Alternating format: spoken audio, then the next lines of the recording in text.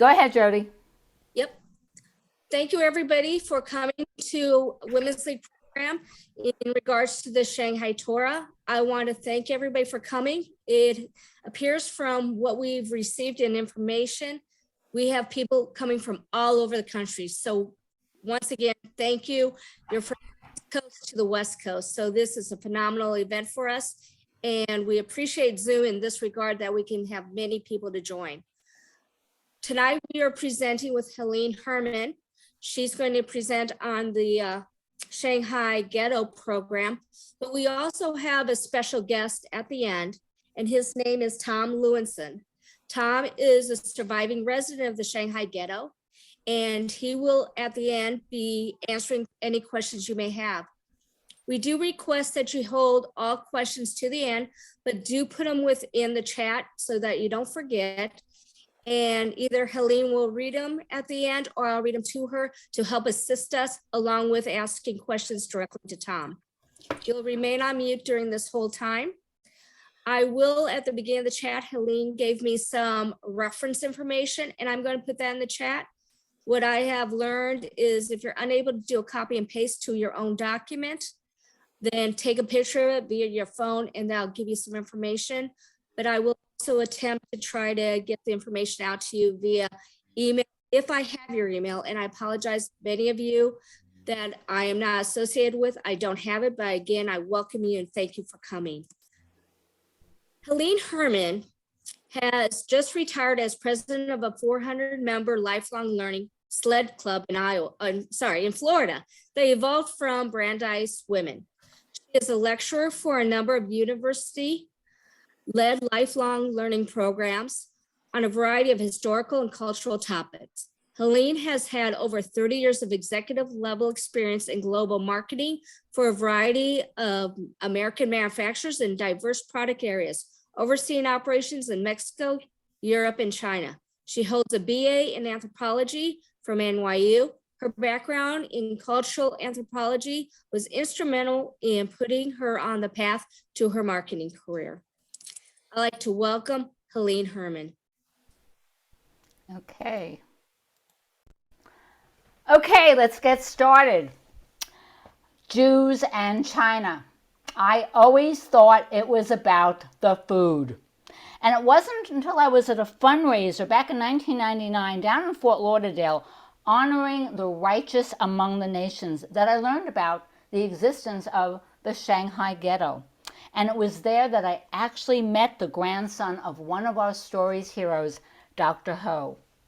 Later, I started traveling to Shanghai for business, and that's when I really started my journey of discovery. Between 1933 and 1941, Shanghai became a modern-day Noah's Ark.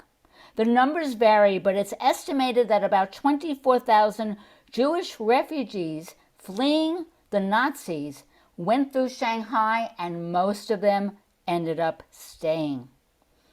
In what was officially called the designated area for stateless refugees, which we commonly know as the Shanghai Ghetto, an estimated 20,000 Jewish refugees lived harmoniously with Chinese and to a large degree, believe it or not, with Japanese. During World War II, Shanghai became one of the world's great Jewish cities, and by the time the war ended in 1945, most of the refugees had survived. So you're going to learn history tonight. Little footnotes in world history back in high school. In the middle of the 19th century, after the end of two small wars, the Opium Wars in China, imperialists created a city within a city. This was a non-Chinese city, not under Chinese jurisdiction.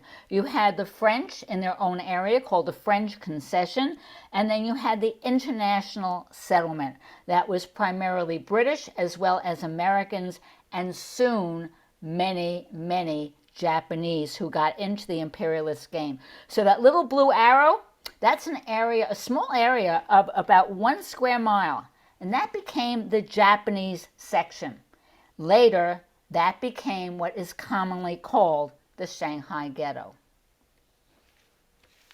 So there are three waves of immigration into Shanghai. Between 1845 and 1941, you had about 40,000 Jews coming, not all staying, but coming, for business development, for a better life, to make money, or for a safe haven.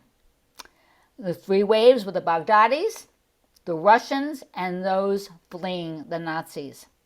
So the first wave were the Sephardic Baghdadi Jews, who came via India and Hong Kong for the most part. They had British passports. They could travel freely. They were under the universal protection of the crown, and these were extremely wealthy professionals. They were stockbrokers. They were in real estate, some retail operations, primarily import and export, including the opium trade. The community grew, but remained very, very small, although they exerted a lot of power. By 1895, you had a whopping 175 Baghdadi Jews, never more than 800. Not all from Baghdad, basically Middle Eastern Sephardic Jews. And the entire community was not only wealthy, but they were very much into tzedakah, very, very much into charity. Example of the wealth is that Kadori mansion that you see on your screen. Quite extensive, quite large, and that was where one family actually lived. In the other picture, you see a man in a turban. That was David Sassoon, and they had established a cotton industry in India. He was extremely religious, Orthodox Sephardic Jew, and he passed down giving tzedakah to his family. This is the bund that the Sephardic Jews built. The top is an etching that was done at the beginning of the 20th century. And then the picture on the bottom is a picture that I took. I think that one was either 2008 or 2011. The bund was the financial area, the heart of business in Shanghai then and now. Again, established by these influential Sephardic Jews. Much of the building came from Sir Victor Sassoon, who we'll hear about later on, and he was a Jewish baronet. It had a very, very European look. This was the first impression that immigrants had of their new home. Kind of looks like, could be in Munich, could be Paris. Definitely has a European look to it. So you're going to learn history tonight. Jacob Schiff, probably never heard of Jacob Schiff, unless you might have been in New York City and knew that there was a housing project named after him. So the Russians are starting to move east, moving into China and to the Pacific. The Japanese are moving west into China, and they definitely want to protect what they figure is their turf against the incursion of the Tsar. So what did they do? They went to war. It's another war we're talking about. Meanwhile, Jacob Schiff was an extremely wealthy German Jewish banker living in New York City, dealing with the influx of immigrants, refugees fleeing the horrific pogroms in the Pale of Settlement. So he and some of his other Jewish banker friends, when approached, were the only people that offered to finance the Japanese. And they financed the Japanese won. Why did he finance the Japanese? Basically, it was in direct response to the anti-Semitism of Tsarist Russia, and particularly the tales of horror that he heard.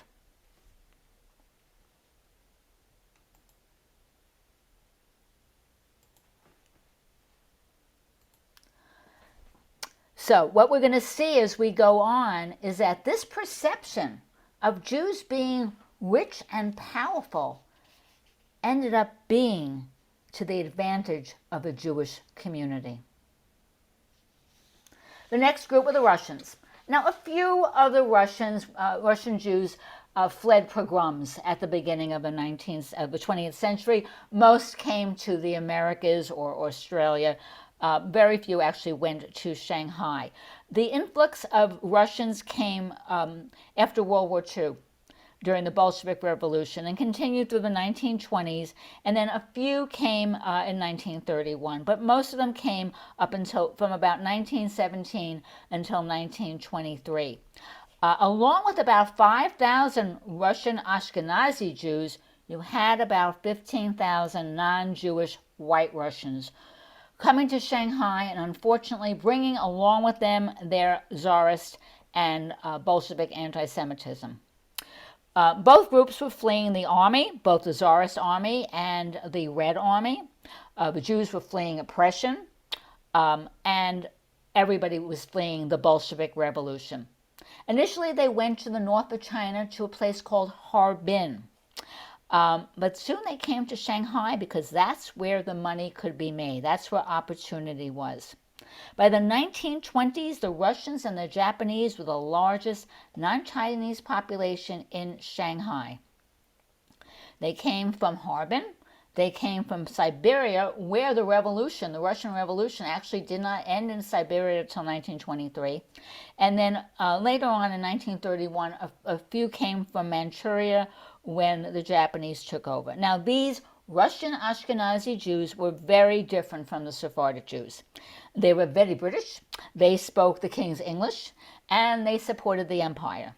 The Ashkenazi Russian Jews spoke Yiddish and Russian, had suffered much persecution, and had no love or desire to return to Mother Russia. And they made a new life. They made a new life. Initially, they went to the Hankou area where the Japanese dominated, but soon they came into the French concession. As you see a picture on the top of the screen, it's actually lovely tree-lined wide boulevards. Now, the Ashkenazis were capitalists with a capital C who despised both the Tsar and Lenin.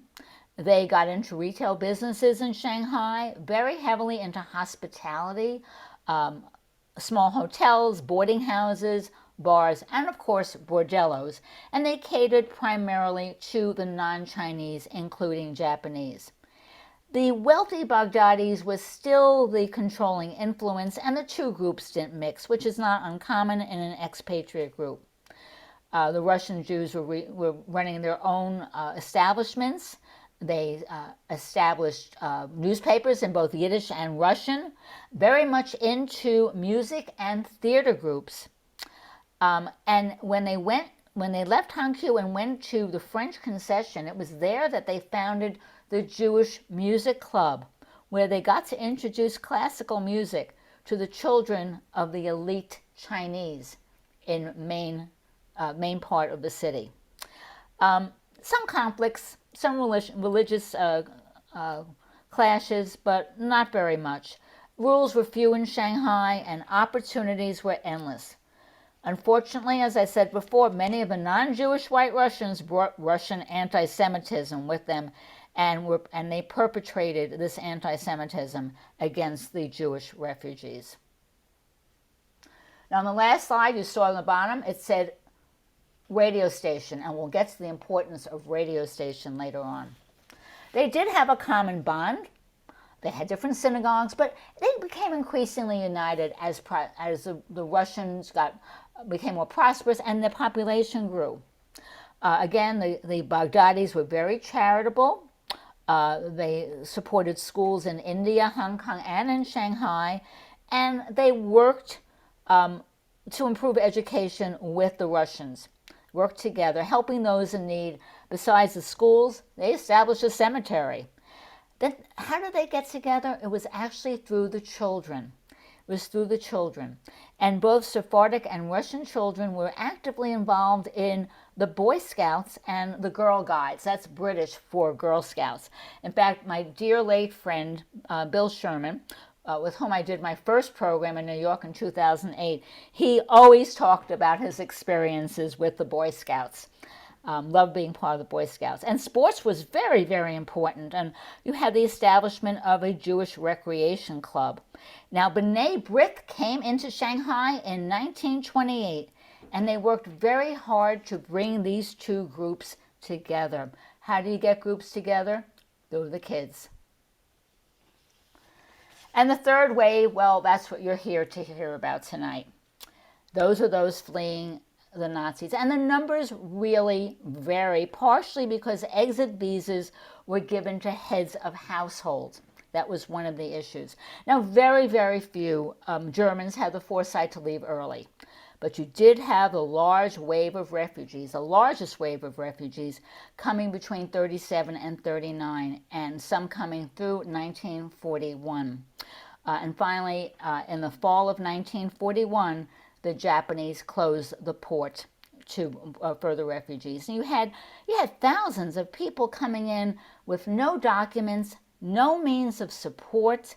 You had a few who were more fortunate and were able to pass through, going to the Americas, both North and South, to what was then Palestine, controlled by the British, or Australia. Now, my Israeli son-in-law's banker uncle from Berlin actually went through Shanghai and was able to get a visa, being a prosperous banker, to go to London. But it was very, very difficult to get an entry visa into any country, so most people ended up staying in Shanghai, where they came in droves as the war consumed Europe and other avenues of escape closed. Why Shanghai? I like this quote: the Paris of the Far East, the New York of the Orient. It was all about money. It was all about business. It was fine. It was kind of very much like New York, very much about trade and about money. You did not need a visa to get into Shanghai. Another war, 1935, Sino-Japanese War. That was China and Japan, and the Japanese won. Took control of Shanghai and did not really care about passport control. Did not care about it. Now, by 1937, Japan was controlling Shanghai, including Hankou, where they lived, but they did not control the international settlement or the French Quarter. Meanwhile, those trying to flee Europe needed an exit visa to get to Shanghai. They did not need an entry visa to get in, like most countries of the world, but they did need to get an exit visa. And they started coming to Shanghai. Now again, Hankou, that's where the Japanese live. That was a Japanese area. The rich Europeans and the Americans in the international settlement didn't want the refugees to live where they were. In 1938, and this, every time I look at this, this just amazes me. In 1938, in Japan, there was something called the Five Ministers' Conference. And they explicitly prohibited the expulsion of Jews from Japan, Manchuria, and China, and any other Japanese-held territory. So the Jews coming to Shanghai came to Hankou. The Japanese thought rich Jews could help them in their plans to dominate. They read the protocols of the elders of Zion and said, woohoo, good stuff. This is good stuff. So before 1941, the end of 41, and Pearl Harbor happening, when the city was closed, Shanghai was the only place where a foreigner could walk off a ship with no documentation and make a new life. Now, until October of 1941, Nazi policy officially encouraged Jewish immigration. They wanted to make their countries free of Jews. So early on, Jews thrown into camps like Dachau, they could get out if their family produced an exit visa to a specific destination and proof of passage. After the Anschluss, March 38, and then particularly after Kristallnacht in November of that year, Jews started scrambling to get out, including parts of my family. Now, exit visas and transportation were a very expensive proposition. There was actually a lot of bribery that went on, and the earliest refugees were well-to-do. They still had to pay heavy exit taxes. They could only take 10 marks. That's the equivalent of $4 with them.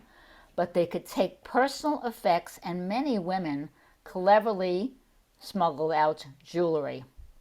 Some were able to ship household goods in advance to Shanghai. Again, these were wealthy people, but they often got lost or were confiscated. Now, physically, how did they travel? On German or Italian ships, first or second class, mostly first class, voyages lasting 23 days. And then when the Suez Canal closed to access ships, up to 72 days around the African Horn. Still a far cry from the steerage of my ancestors.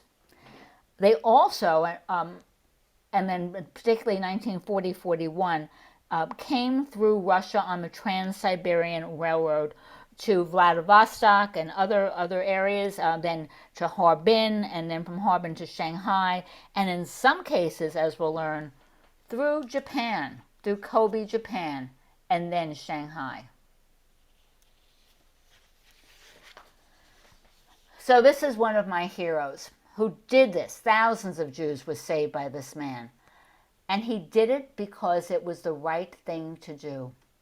It was not because he wanted them to work in a factory, not to put down Oskar Schindler, but he did it because it was the right thing to do. And he saved thousands, that's plural, issuing exit visas to Austrian Jews because it was right.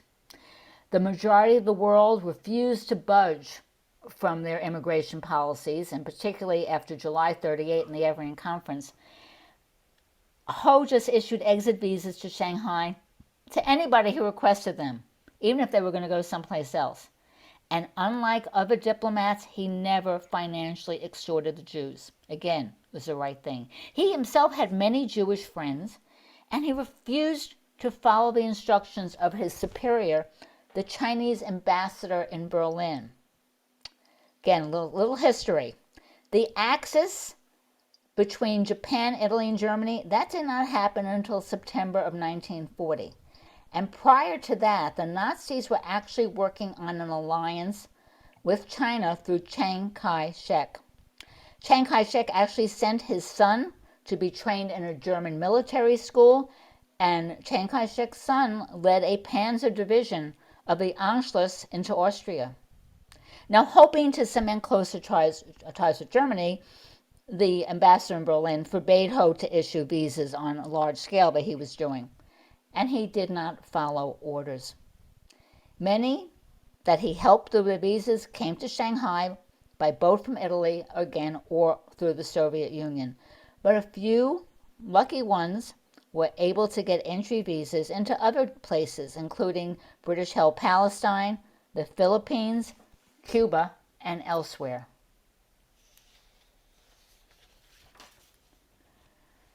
He left China in 1949 to follow Chiang Kai-shek to Taiwan and had a long diplomatic career. He was ambassador to various countries and finally retired in 1973, but the government of Taiwan refused to give him a pension on questionable grounds. Basically, he disrespected Chiang Kai-shek's son, and they refused to give him a pension. So he left, and he went to San Francisco and settled there with his children who were already there, and never talked about his story, never talked about the war. When he died at the age of 96 in 1997, no one from Taiwan acknowledged his death, but the Communist government of Beijing sent a wreath. His story was revealed quite by accident. His daughter, Manly, is a journalist, and she wrote an obituary, including a tale that her father told her of confronting the Gestapo at gunpoint to save Jewish friends to whom he had issued an exit visa. Fortuitously, a curator of an exhibition about diplomatic rescuers read the obituary, contacted Manly. They worked together with others, went to Israel, corroborated the stories through survivors and through Yad Vashem. In 2000, Dr. Ho Fengshan, the Chinese Consul General in Vienna, was awarded Righteous Among the Nations for humanitarian courage in issuing exit visas to Jews in Vienna, in spite of orders to the contrary. He's honored in China and Israel, but most Jews have never heard of him.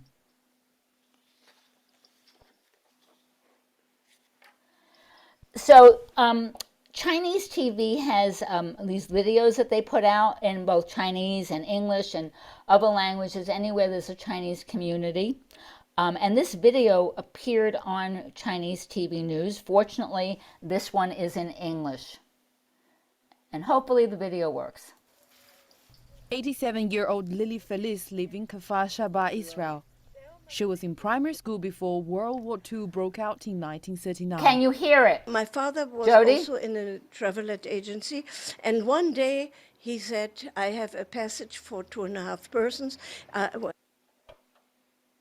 something else. And are you ready? And so we came, my father agreed, of course, very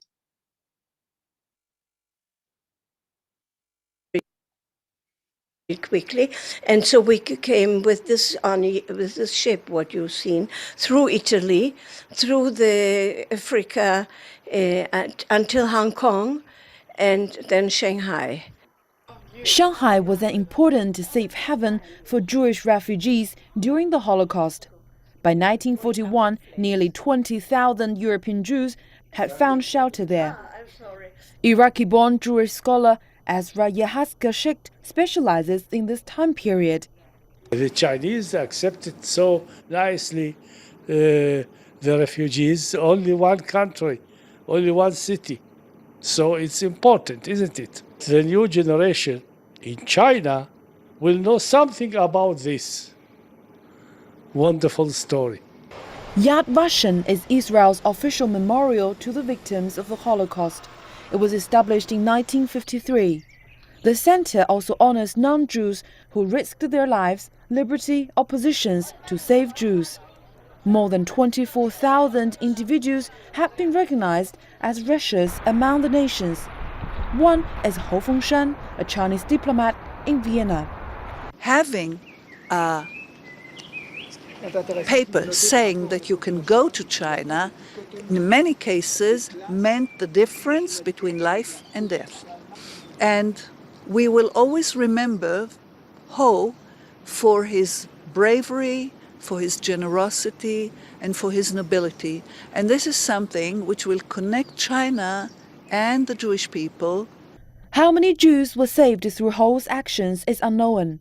But given that Ho issued nearly 2,000 visas in the first half year at his post, the number may be in the thousands.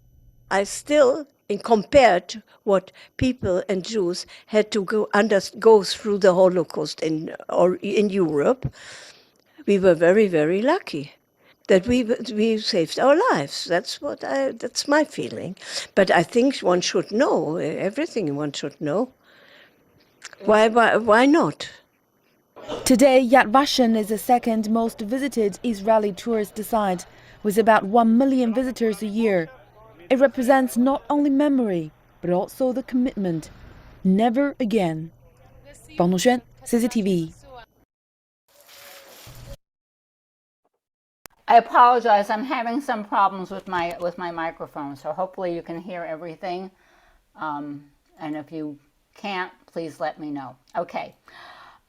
So I need you to put aside any preconceived notions about the Japanese, okay, and the way that Americans were treated in prisoner of war camps. This is an entirely different story. So the Japanese remember Jacob Schiff, and this is one of several Japanese who actually helped the Jews get to Shanghai and stay in Shanghai. Chiune Sugihara, sometimes known as Sempo, and he was a Japanese diplomat in Lithuania. Again, this is before the Axis happened. He was also a spy. He was a spy for Japan because Japan did not totally trust Hitler. They were suspicious that he wasn't being honest. So he was there between 1939 and 1940. He also had lived in Harbin earlier in his career, so he developed some knowledge and respect for the Jewish community. This man helped thousands of Jews leave Lithuania by issuing transit visas to refugees through Japan and Japanese-held territories, with a final destination marked as Curacao. Curacao, as it was a Dutch-held island in the Caribbean. Now, Curacao did not require an entry visa, but they did require a landing permit, a requirement that was omitted from any travel documents given to the Jews. Sugihara worked with the temporary Dutch consul in Kaunas in Lithuania, Jan Swarchenjik, to issue what they call Curacao visas to anyone who requested them. Now, most of the Jews who got this were refugees from northern Poland and Lithuania, which had been turned over by the Nazis to the Soviets. So you had the rabbinical community, the Orthodox rabbinical community, including very important synagogue, a very important yeshiva, the Mir Yeshiva, very well known, and they're trying to get out. They know what's going to happen. They know it's a matter of time, and they need to get out. And Chiune Sugihara enabled them to get out. Everybody had to go through Japan.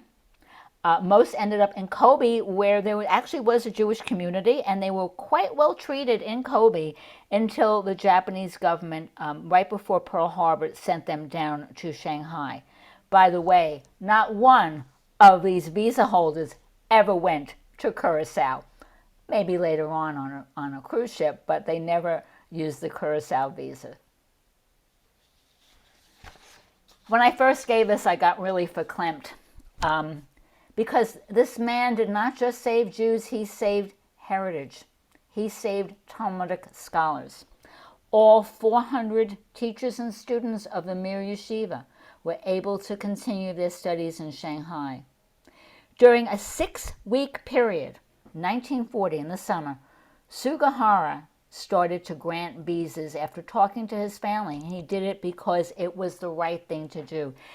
He ignored the Japanese requirements, they're very stringent, and issued 10-day transit visas, go through Japan, to anybody requesting it, and his counterpart, the Dutch counterpart, gave the mark that they were going to Curacao as a final destination. Now, they went to the Soviet officials and have these guys go through Russia, go through the Soviet Union on the Trans-Siberian Railroad. The Soviets had no problem selling tickets at 5 times the standard price, provided that they had a final destination. And Sugihara, working with his wife, was writing visas day and night. They finally closed down the consulate, and right before he left, he was still writing visas. In fact, as a train is pulling out, he didn't have the stamp, the consulate stamp. He just started signing his name on blank pieces of paper and throwing it out the window. And some of these actually worked. So fast forward, the war's over. He leaves foreign service from Japan, works in menial jobs until 1968. A man named Joshua Nishri, who was the economic attaché to the Israeli embassy in Tokyo and one of the Sugihara beneficiaries of the Curacao visa, finally located and contacted him. The following year, came to Israel, where the Israeli government warmly greeted him, and that's when the work really started.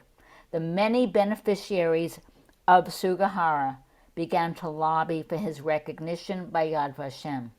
It took until 1984 when he finally was recognized as righteous among the nations, the only Japanese to be so honored.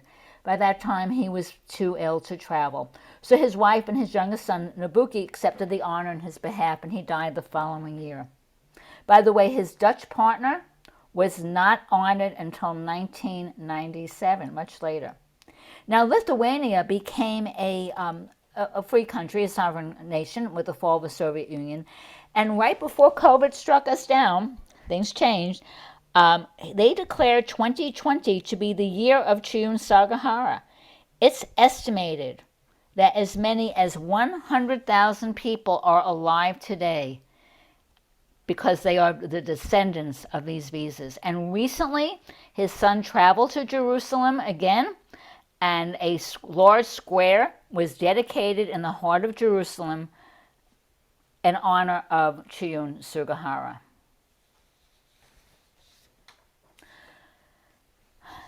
So the refugees' first view of Shanghai, oh my goodness, it looks like I could be in Munich or Berlin or Vienna or someplace in Europe, and then they go to squalid reality. Settling first in Hankyu, the Japanese area, because the Japanese opened it up to them and they controlled it. They got a lot of help from the Baghdadis with the money and the Russian Jewish community and an organization that's still very active today called the Joint Distribution Committee. About half of these refugees stayed in Hankyu, and the rest, if they could afford it, they got to the French concession. The biggest issue was housing. People always talk about how crowded it was and it was squalid, and families lived in one room, and sometimes they had to share one room. The refugees generally stayed within their bubble, and they didn't interact much or were welcomed by the international community. Japanese didn't interact, but they did not harass them. You see, the Japanese just are not inherently anti-Semitic, and they kind of disagreed with the Nazis' racist policies. They thought rich Jews could help them. They remembered Schiff, and they had positive dealings with the Jews that they knew, the Baghdadis and the Russians. They viewed Jews as industrious, cooperative, productive, and potential allies. They were also still paranoid. There's a double-edged sword there. And this paranoia was fueled by Nazi propaganda. They were concerned that Jews might undermine them, might sabotage them. But on the other hand, they were hopeful that Jews with their power and money can help. And remember, these Jewish refugees were not the poor shtetl Jews like my family, or part of my family. They were primarily educated Germans and Austrians and scholarly Eastern Europeans. And if there is anything that Japanese and Chinese culture admire, is dedication to learning. And there was an widespread admiration for the people of the book, along with concern about our perceived power. So most of them came to Hankyu, which was called Jewtown. Had been a lot of Russian Jews initially, and you had about 100,000 destitute Chinese refugees who fled the countryside. It was also heavily damaged in the Battle of Shanghai. It wasn't the best place to be.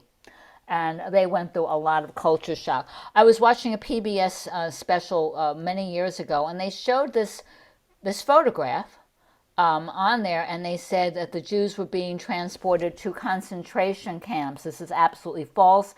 The relief organizations came to the piers to pick up people and to bring them to a processing area. They came with very little. Remember how we used to travel and get all dressed up to get on an airplane? So these people are first class. They're decked out in suits and dresses going for first class to squalor. So the relief organizations are transporting these people into Hankyu for processing. At first they settled into dormitories with communal kitchens. It was no bed of roses, and the influx became overwhelming. For a while, the Japanese worked with the existing Jewish community to avoid total chaos, registered documents, they gave people documents, they had to issue birth certificates, death certificates, and for a short period there was a pushback by relief organizations and the Jewish community there.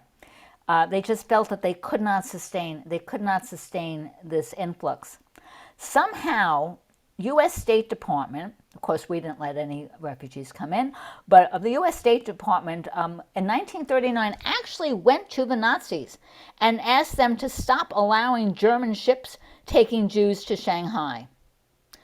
But for the most part, relief organizations, a little bit of black market, and even some sympathetic Japanese helped refugees, and they were able to somehow survive, if not thrive, until the port was finally closed in 1941. Lots of charity.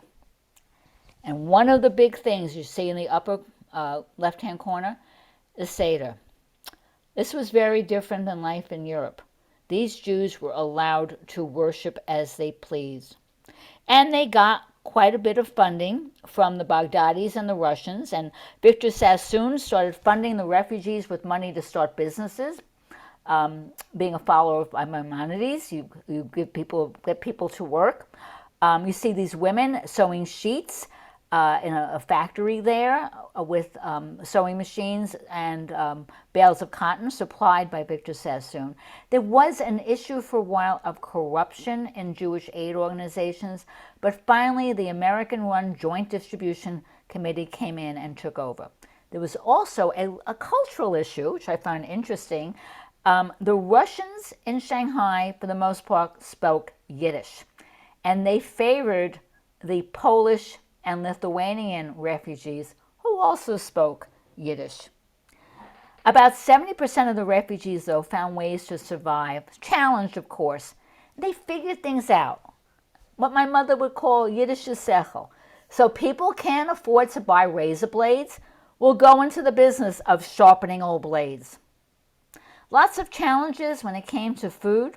The kitchen, the facilities were shared, very primitive.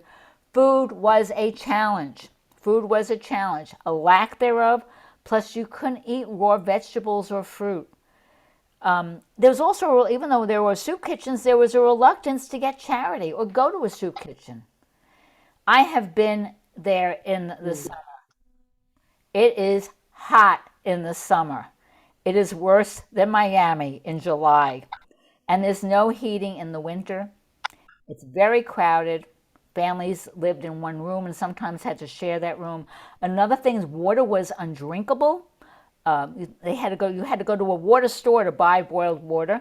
And then there were the sanitary conditions. Now, many of these Jews are coming from Western Europe and they had Western plumbing.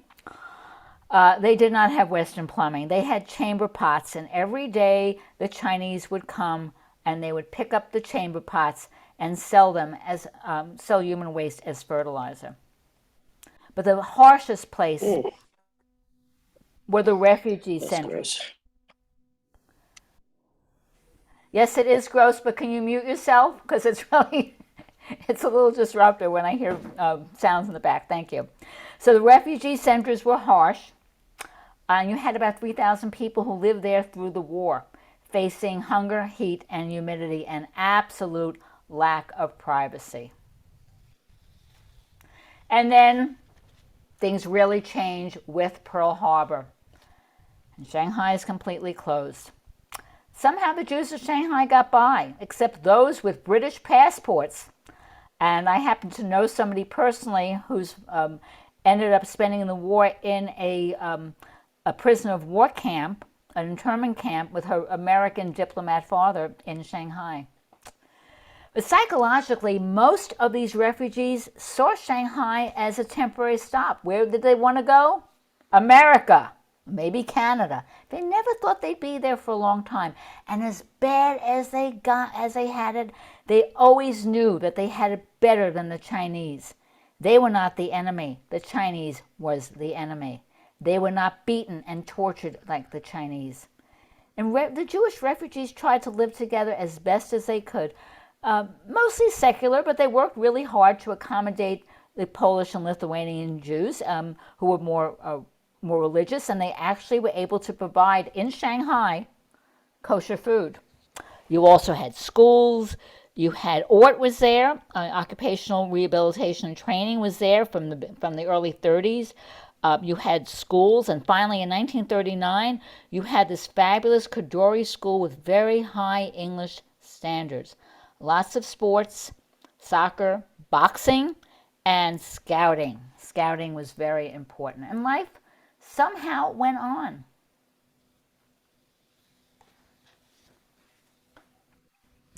So American Joint Distribution Committee leader Laura Margolis, another hero of our story, comes to chaos and corruption in May of 41. She originally had 8,000 people to feed a day in the soup kitchen, and then when the war came and Congress said you can't send money to Japanese-held territory, it was cut to 4,000 a day. So she had met this top Japanese official named Kurashige Inuzuka. She met him socially. And some people call him anti-Semitic, but he actually had just had a non-Western view of Jews. You see, he had read the protocols of the elders of Zion, and he thought Victor Sassoon could be another Jacob Schiff. Margolis asked him to help her get loans in exchange for IOUs to be repaid at the end of the war, and they were all repaid at the end of the war.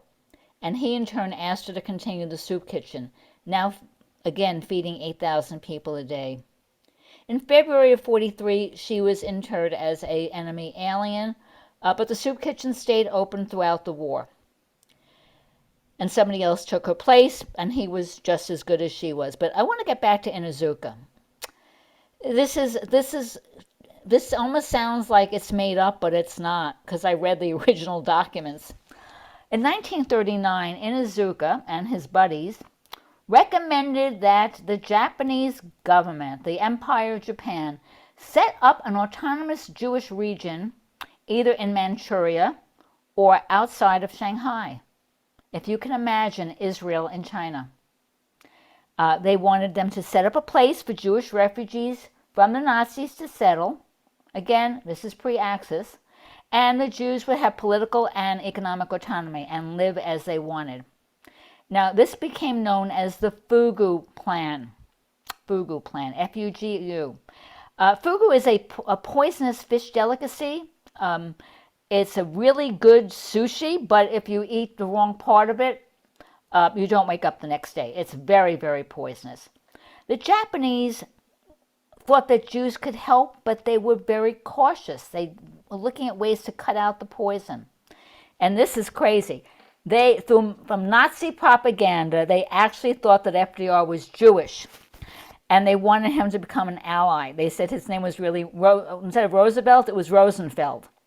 Japanese actually approached Rabbi Stephen Wise in New York City to have him go to FDR to become a Japanese ally, and Stephen Wise basically kicked them out of his office. But Inuzuka and other Japanese officials that he worked with were instrumental in continuing to allow the refugees into Shanghai until it was closed in 41. And they influenced that conference that prohibited the expulsion of Jews. So Jewish refugees were allowed in until September 1941. Inuzuka thought that gaining Jewish favor was crucial because he still believed that Jews controlled the world's financial markets in spite of the war, in spite of what was going on. His help in rescuing Jewish refugees was actually acknowledged at the end of the war by the American Union of Orthodox Rabbis, and that saved him from being tried as a war criminal. He went on to establish the Japanese Israel Association and was president until he died in 1965. This is not a good guy. Joseph Meisner, butcher of Warsaw. So the Germans just assumed that the Japanese, as their allies, were going to implement their policies.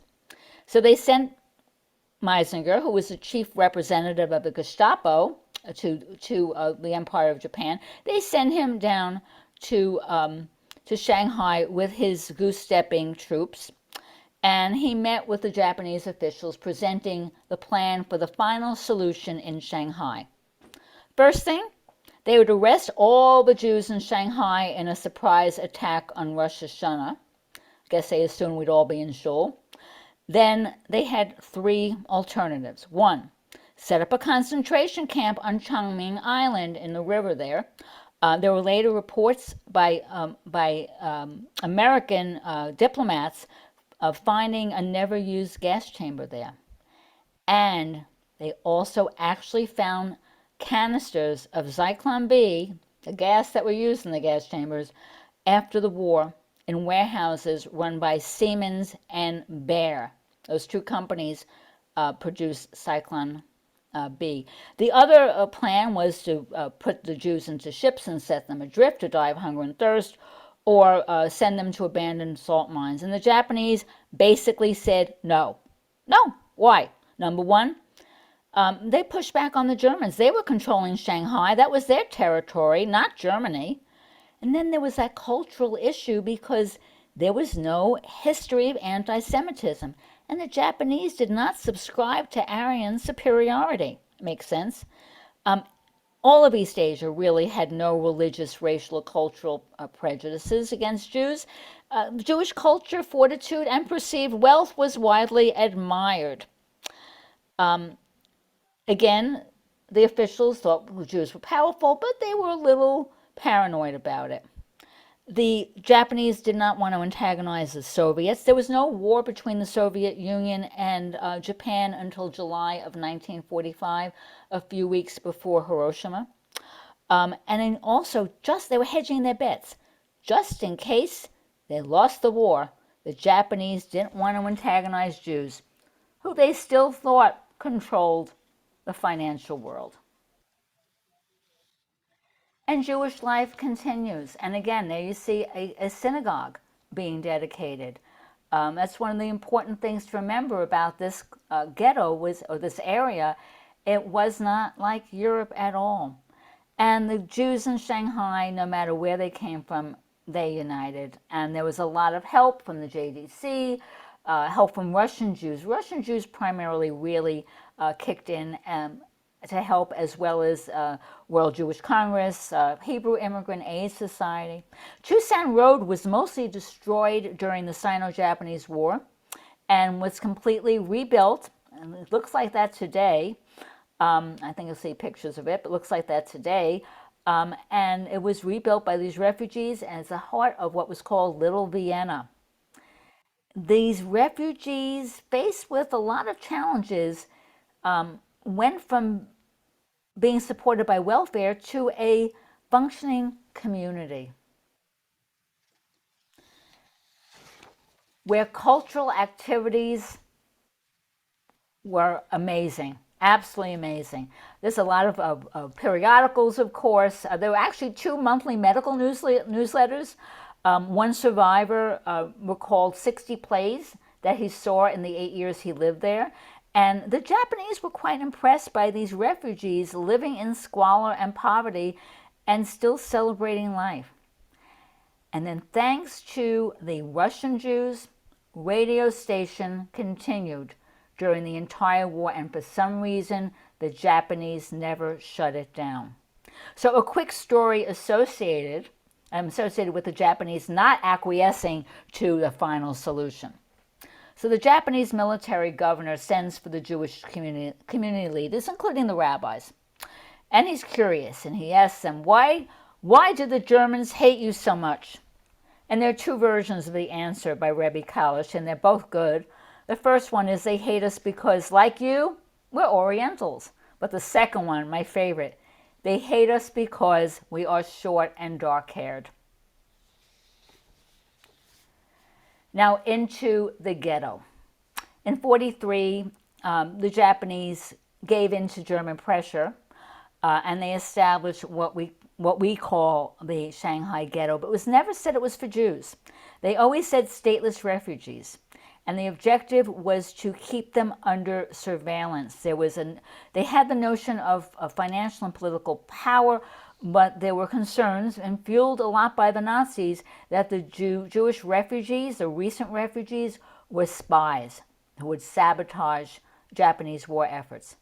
Now, these were stateless refugees, never said Jews, those who came 1937 and after, not those early Ashkenazi Russian settlers, and not the Baghdadis who did not have British passports, because some of them did not have British passports.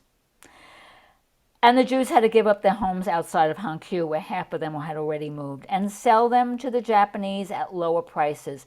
This also provided better housing in the French concession for Japanese who were living in pretty bad, squalid Hankou. So February 1943, about half the refugees are forced to leave their homes and businesses yet again. But this was a different kind of a ghetto. This is a ghetto this is not Warsaw. No barbed wire, no weapons to reinforce, no exclusivity. You had 100,000 Chinese living there. You also still had Japanese living there. And although severely malnourished, no one faced enforced starvation or annihilation.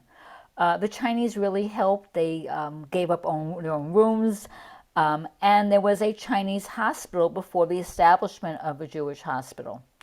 And in the 2 years, 43 till the end of the war in 45, the Jews and the Chinese, although separated by language and culture, enjoyed mutual help, and they were bound together by suffering.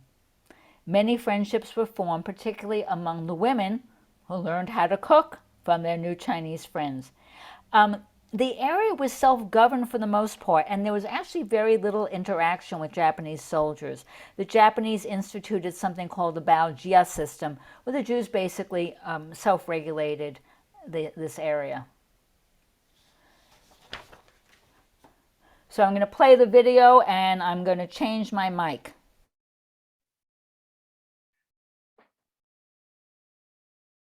I came home from school, and the Nazi party was marching, and suddenly they said, "Out to Juden," that means hit the Jews. You couldn't get into America, you couldn't get to England, you couldn't get to any of these places because we had no passports, we had no visas. And soon word got around very quickly that there's a place in the Far East that accepts you without a visa, without papers of any kind. Where you're going? 8,000 miles away. Shanghai, powerful and decadent, tremendously wealthy and miserably squalid. Every disease, known or unknown to man, was rampant in epidemic proportions. There was this very sweet Chinese man who came with his bamboo stick with two little baskets hanging on each side. Became a real friendship with my mother. I noticed that she licked the last bit of butter off the plate. And some just froze to death. And then you'd see in the streets in the morning little packages wrapped up where the children passed away. And yet at the same time they had magazines, they had newspapers, they had theater productions. And they would push the dining room tables together and put mattresses on top, and we would crawl underneath, and that was supposed to be a shelter. So they focused on their own life and on the misery of life in Shanghai, and lo and behold, after the war they found out they're living in paradise compared to what happened to their brethren in Europe. That's what it was. It's all a relative thing.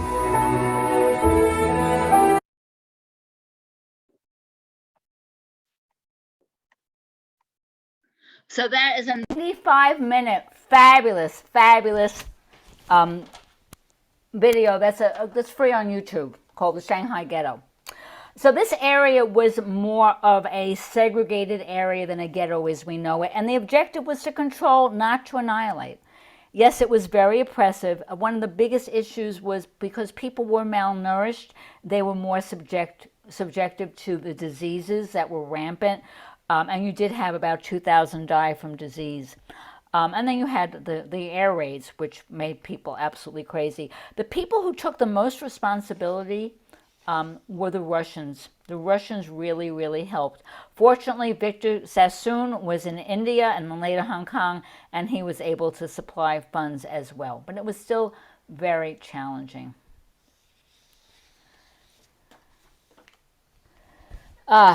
Goya called himself the King of the Jews. So the ghetto was controlled by two Japanese officials, and this is one of them. In order to work or go to school outside, you had to get a daily, weekly, or monthly pass, and you had to wear a badge to say you had a pass. He made it very difficult, and he was very arbitrary, and some people actually just gave up waiting on long lines, and they gave up their jobs. But there were no yellow stars, no yellow stars. One of the challenges was there was a curfew, and many of the jobs were in the with the Russian hospitality places, bars, nightclubs, etc. So very often, if people went out at night, they might be beaten. But more beatings actually came from the non-Jewish white Russians. The memories vary. When you look at the bibliography, which is actually not even complete, I've read a lot of memoirs. I've read textbooks on this. I've watched videos. I've actually had the occasion to interview people in person. So it really depends on your experiences. But Goya was basically, universally, a petty tyrant with a Napoleonic complex. He was very, very short. He was petite. If he didn't like you, he might throw you in jail, where unfortunately typhus was rampant. He didn't like anybody who was taller than him. So my friend Bill Sherman witnessed him jumping up on a table when a guy who was 6'4" came to get a pass, and little Goya jumps up on the table on his toes to be taller than the guy. He did like people who were shorter than him, including kids and teenagers. And I interviewed some people who said that he always gave them candy. Now, you may remember something called Cabbage Patch Kids. The Cabbage Patch Kids. That was a few years ago, right? Well, the person who invented it, Bert Reiner, had lived in the ghetto. And he talks about a Purim play where he sat next to Goya along with his parents. And Bert's like 5 years old. He says, Goya, like many Japanese, loved kids. And I was maybe 5, and Goya jokingly said, would you like a cigarette? And he held over a cigarette. And I pushed back the cigarette out of his hand and said, no, you lousy Jap. My father held his breath. He thought this was the end of our lives. And Goya just laughed it off. The guy was schizoid in his behavior. He was cruel. He was mentally unbalanced. But he did give passes, although he gave a hard time.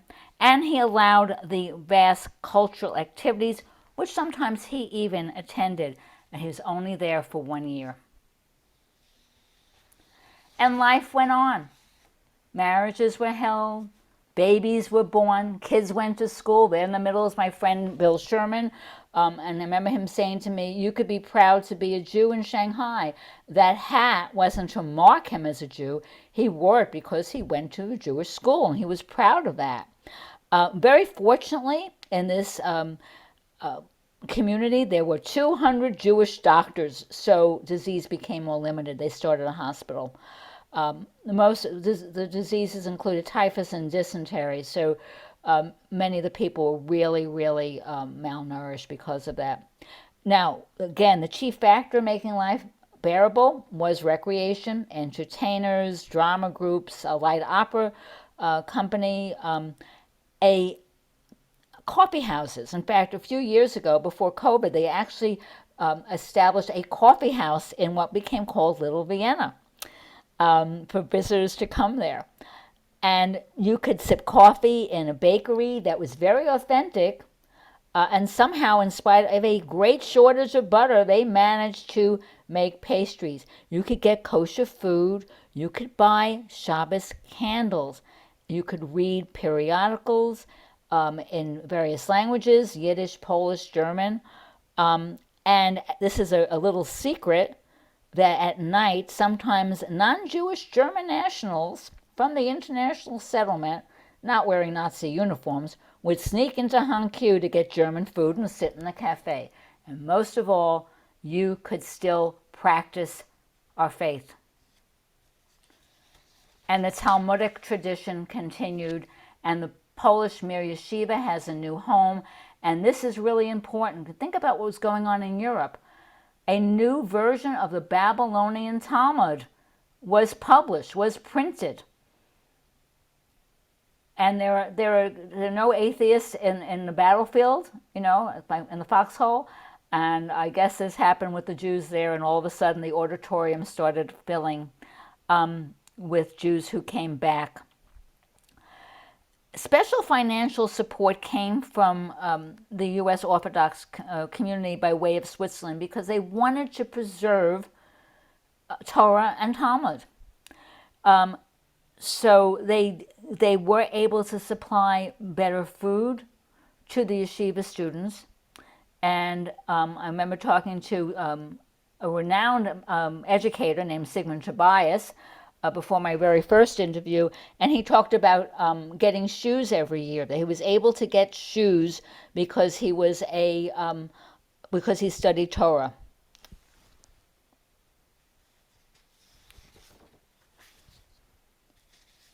Now, because the Chinese did not leave Hankou, the Jews were not isolated, and they were always surrounded by people who had it much worse. Almost every memoir I read refers to dead Chinese bodies. Everybody recalled hunger and being malnourished. But they did have the opportunity to work. They did, and they kept thinking, this will be over. I'm not going to stay here forever. And they were able to work. And then you hear stories of youth finding creative ways to make money. Somehow they used their brains. Again, the Japanese wanted to control, but they didn't want to destroy. And if you figured out the system, you could survive. You could go to school, you could go to shul. You could still study Torah. And through the Russian Jews and their radio, they learned the news of Europe. This is even before they finally heard about the camps at the end of the war. And no matter how bad it was so much worse in Europe. And the war is ending. Thanks to America. We're bombing Shanghai starting in 1944, and finally we ended up a direct hit on Hankou. Only 31 Jewish refugees were killed when compared to thousands of Chinese who were dead. And these bombings continued daily, starting in July of 1945 until August 6, 1945. Ended the air raids, ended the war. By the way, Goya had been in hiding during this time as the war was coming to an end, and he finally, after liberation, he came out, and he was beaten by the refugees, but they decided not to kill him. And the war in the Pacific ends. There's a list of the Holocaust victims posted there. The ghetto is liberated on September 3rd, not even a month after Hiroshima, and almost all of the Jews had survived, plus those 5,000 Russian Jews who had come earlier.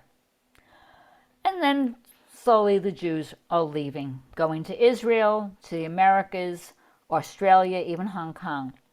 One of my favorite memoirs comes from an Austrian named Eli Wax, and he wrote about the liberation. And he said, then we got word about the Holocaust. There had been rumors, murmurings prior to liberation, but really heard nothing directly from our relatives. And the jubilant mood quickly quieted. Everything we'd been through suddenly paled in comparison. The hunger, the disease, the curfews, the poverty, none of it mattered anymore. We were lucky. Nobody gassed us. We had our lives, but that was no cause for celebration. So Shanghai's free of the Japanese, American GIs and American money's coming in. Ord is still there helping people get jobs. Many got jobs with the U.S. military. As stateless refugees, the Shanghai Jews faced difficulty with U.S. immigration quotas. The DP Act focused on Europeans, and majority of the Shanghai survivors were not eligible. President Truman actually spoke out, and he rectified this so that the Shanghai Jews could get visas to America. Now, the Mir Yeshiva students were able to get priority due to a successful campaign by the Orthodox Jews in America and who worked with the Polish government to reissue their passports. The Soviets came to offer the Russian Jews passports, and they turned them down. They had no love of Mother Russia. And it's getting scary for these Russians. The Russian Jews are trying to get out as Mao is outside. Mao is marching.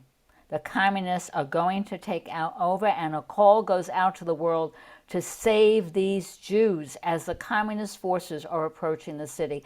And what did America say? No. Who came to the aid? And this is an area where I've actually broken into tears when I read this. Who came through was the new state of Israel. The new state of Israel. This is a picture that you see of the Worcester Victory, an Israeli ship carrying Jewish refugees from Shanghai. Imagine these people standing at the dock and seeing a ship flying the Israeli flag. I told you I'm getting verklempt. So what about Jewish life? Okay, basically the refugees left by 1953. There are no Jews left. The synagogues are shuttered. They're used as warehouses. But things have changed. Things have changed. And Jewish culture has returned to China. And stories from the Talmud are being retold. But the new scholars are Chinese. Since 1992, when Israel and China established relations, and there are strong relations between the two countries, there's been a steady increase in exchanges between Jewish scholars in Israel and Chinese academics trying to make sense of all of this. This is Dr. Chiune, who oversees a very large Judaic studies program at Nanjing University. And the Chinese teach this period of history to their children. There's even a cartoon called A Jewish Girl in Shanghai that you can find again on YouTube free. The Ohel Moshe Synagogue was re-sanctified in 1999, but it's only open for holidays and special events. But the Ohel Moshe Synagogue is now the home of the Jewish Refugee Museum. It closed for a while. I had gone there. It closed for a while and I got really nervous, but it opened 4 times larger than before with 1,000 exhibits telling the story of Jewish refugees. When I told my Chinese staff back in the 2000s, and then beyond that, that I was Jewish, when we say I'm Jewish, you always hesitate. I was told how they all strove to be ethical businessmen and businesswomen by studying Talmud. And when I told a new acquaintance a few years ago, because I went back to China as for a trip for fun, and I met somebody in Shanghai, and he basically thanked me for Israel's assistance after a major earthquake. And he said, I'm very proud of our joint history together. And they all told me the same thing. The greatest civilization is, of course, the Chinese. And the second greatest civilization in the world are the Jews. So thank you very much. I'm going to close this down, and I'd like to introduce Tom, who was at the Mir Yeshiva. Tom, you there? Yes, I'm here. Hi. Oh, you're under. Oh, you're listed as Alice. That's why. Well, it says Alice, but. Well, welcome. Okay. I was in Shanghai from 1941 until 1948. And that's when I immigrated to the United States in 1948. But I agree that we had a very close-knit Jewish community, and that in some way the ghetto, because we lived in that 1 square mile area that promoted unity and Jewish culture. And even though we were on top of each other, sometimes 5 people to 1 room, that, it just was a great friendship. Absolutely. Now, when were you at the Mir Yeshiva? You said you studied at the yeshiva there and you got shoes? No, my brother went to the yeshiva. He was going to be a yeshiva mocher, but I didn't. I went to the Talmud Torah. Okay. Ashkenazi. The rabbi was from Germany, and so that was good enough for me. But incentive really to go to the Talmud Torah was that you got a brand new pair of shoes. Absolutely. And a friend of mine, Sigmund Tobias, Sigmund, did you know Sigmund? I think he was there in 32. No, he was born in 32, so he was a year younger than you. But Sigmund Tobias talked about getting shoes. Sigmund Tobias was her Sigmund friend. Tobias. Yeah, I remember the name. Yeah, he became an educator and a macha. He wrote a lot of books. But he was the first person I ever contacted about when I did my first lecture in 2008, and the Chinese sent the Chinese press in New York. Good. What? So did you participate in any of the activities, any of the sports there, or scouting? And how? As a matter of fact, I was a captain of the soccer team, and we would play inside. They had about 6 or 7 different soccer teams, but our team was so good that we sometimes could go outside into the main part of Shanghai and play against the Chinese. And the Chinese also were outstanding soccer players. So we wound up playing the best Chinese soccer team, our soccer team was called Hakoa, which is strength. And we played the best Chinese team, and the score was 1-1. So because we were basically afraid that if we would beat the Chinese team, that they would maybe beat us up. Oh. Because we were outside of the ghetto, and the Chinese, they were kind of envious of us because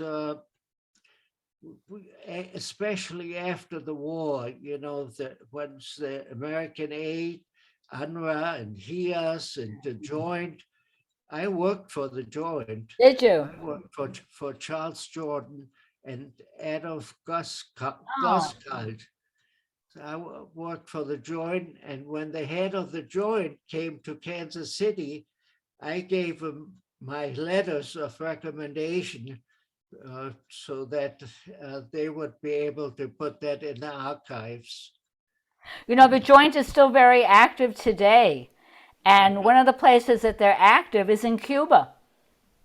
Believe it or not, they still, every Friday night, they supply 400 kosher meals to a synagogue in Cuba.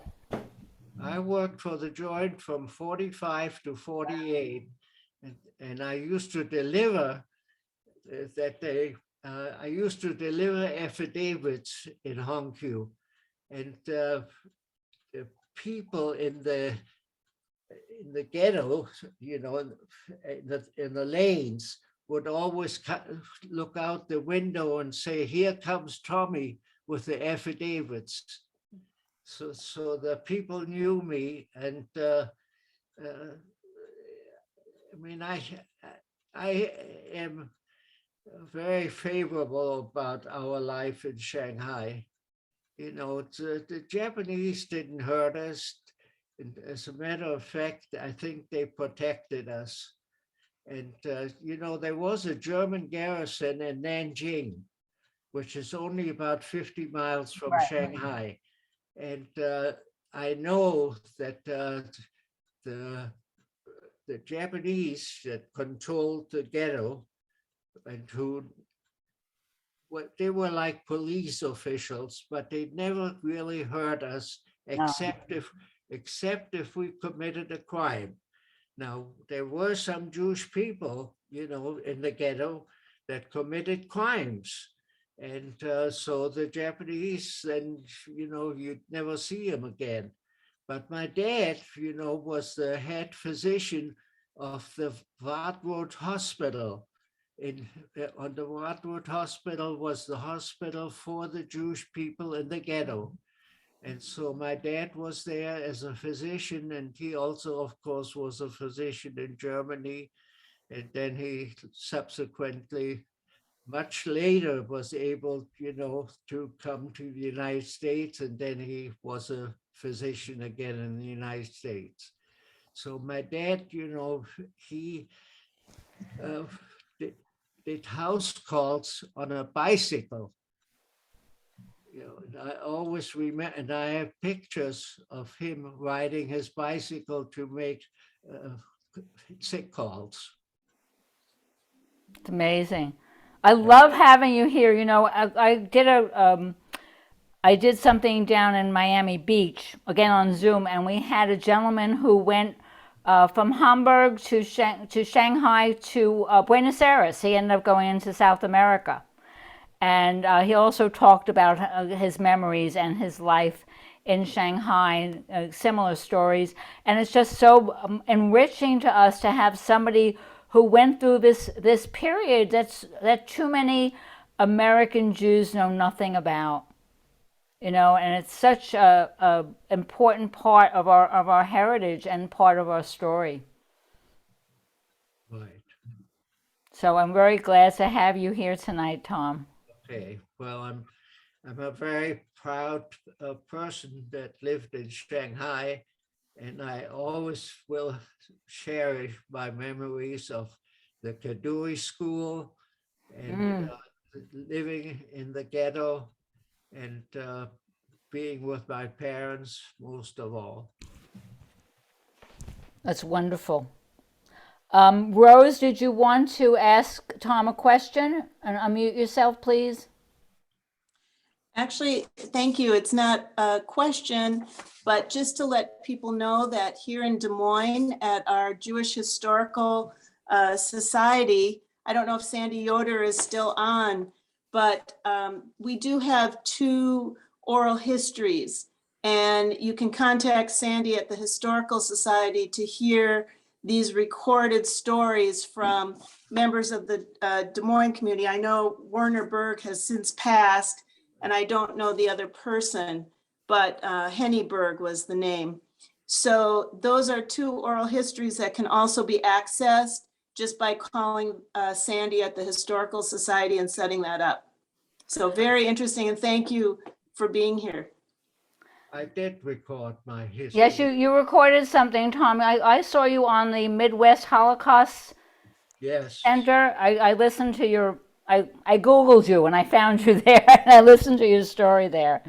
So thank you. It's so important. I have a classmate that I know since I'm 12 who is part of Spielberg's Shoah Foundation.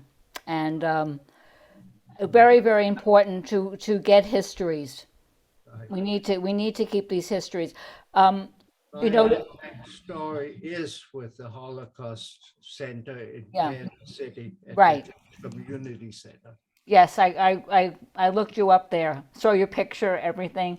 The other thing to know, believe it or not, is, you know, I've been to the Shanghai Museum, the Holocaust Museum, and of course I've been to Holocaust museums in America, but Japan has, still has in Kobe, still has a synagogue, still has some Jews in Japan, and they do have a Holocaust museum. They just did a recent exhibition, and they talk about the Holocaust, just like Germany talks about the Holocaust.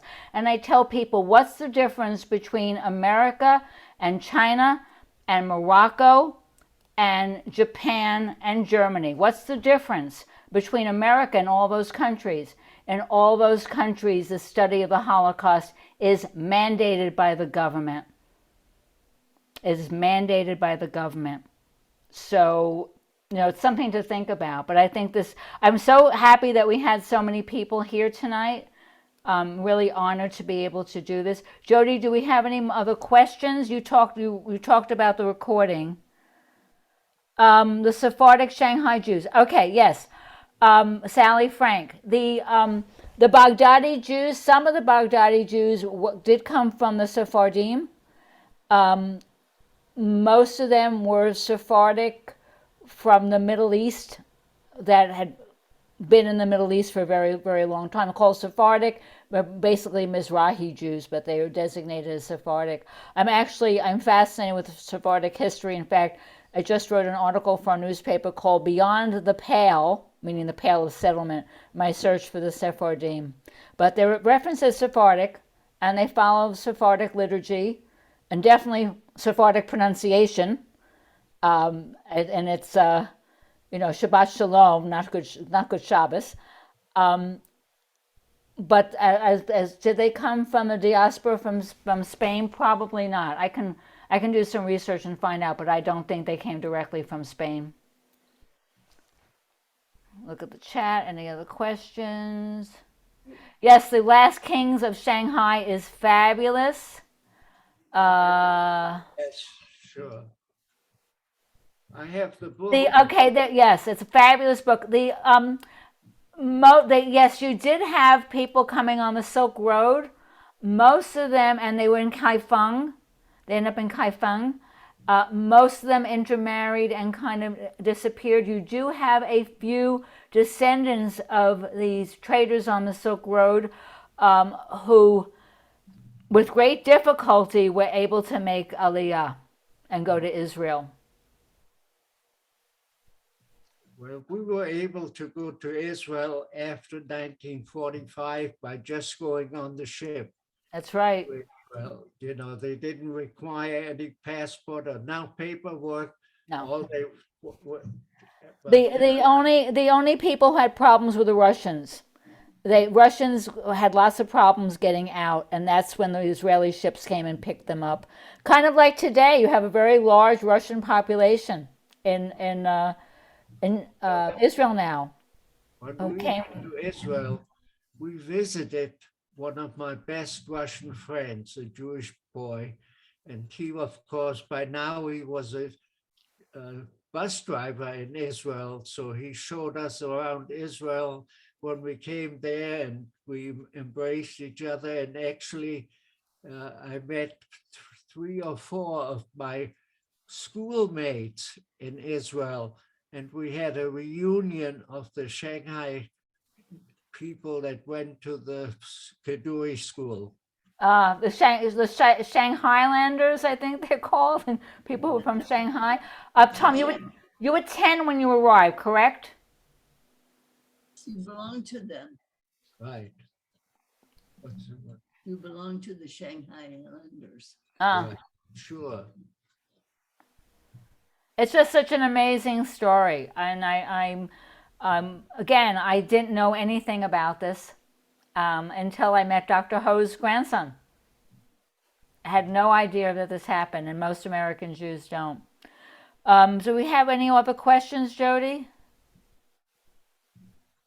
Not that I can see, but if anybody has one, speak up, because I do want to respect everybody's time, and I want to again thank you all for joining. Yes. This is a fabulous turnout and presentation. So thank you, Helene, for doing a great job, for getting on and joining us too, and giving us a personal account of what occurred. Tom, I may call on you again because I do this lecture a lot. So I may call on you again, and I think it's very important for American Jewry to understand everything about our history, including this. I'll be happy to participate. Wonderful. Thank you so much. So if we don't have any other questions, I'm going to put, actually, if you can contact Jody, if you have any specific questions, you can contact me through Jody. I'm going to make the recording available. I'm going to turn it off now.